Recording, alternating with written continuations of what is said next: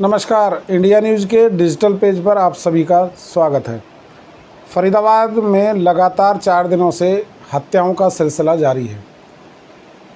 इन हत्याओं से जहां एक तरफ लोगों में भारी दहशत का माहौल बना हुआ है, तो वहीं दूसरी तरफ सवाल उठता है कि आखिर छोटी छोटी बातों को लेकर लोग हत्या करने पर उतारू हो जाते हैं। आखिर ऐसी मानसिकता के पीछे क्या कारण हो सकते हैं। आज भी हत्या का मामला सामने आया है। एक 19 वर्षीय युवक की हत्या की गई है और उसका आरोप उसी के दोस्तों पर लगा है। मामूली कहासुनी को लेकर भी ये हत्या जो है की गई बताई गई है। और इसके अलावा बात करें, इससे पहले भी छायसा गांव में एक युवक को गोलियों से भूनकर हत्या कर दी गई। और उससे पहले अगर बात करें तो एक जो महिला है उसने अपने प्रेमी के संग मिलकर अपने पति की गला रेत कर हत्या कर दी। और इसके अलावा चौथे मामले की हम बात करते हैं तो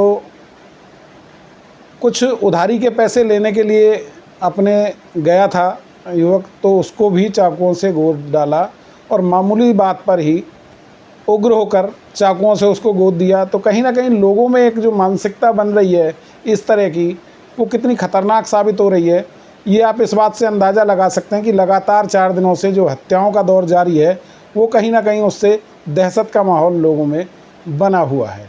हालांकि पुलिस लगातार कार्रवाई कर रही है और मामलों में गिरफ्तारियां भी की गई हैं।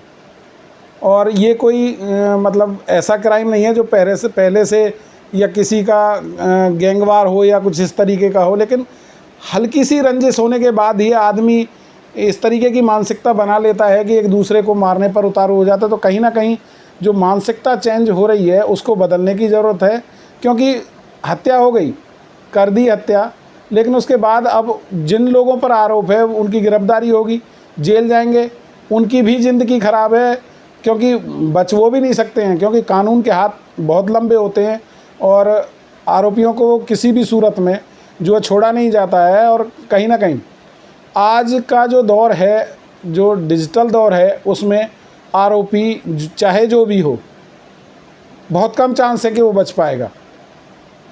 और ज़्यादातर मामलों में चाहे कितना ही बड़ा मामला हो, तमाम जो आरोपी हैं, जो क्राइम करते हैं, वो पकड़े जाते हैं और बाद में ज़िंदगी भर जेल में सड़ने के लिए मजबूर हो जाते हैं। तो सवाल यही है कि आखिर इस मानसिकता को बदलने के लिए प्रयास करने चाहिए। हमें अपने बच्चों को अच्छे संस्कार देने चाहिए, साथ ही अच्छे माहौल में बच्चों को रखें ताकि बच्चे की मानसिकता पर कोई गलत असर ना पड़े। ज़रूरत है हम सबको इस पर लोगों को समझाने की, और जो युवा हैं आजकल के, उनको ख़ास तौर से गलत संगत से बचाने की।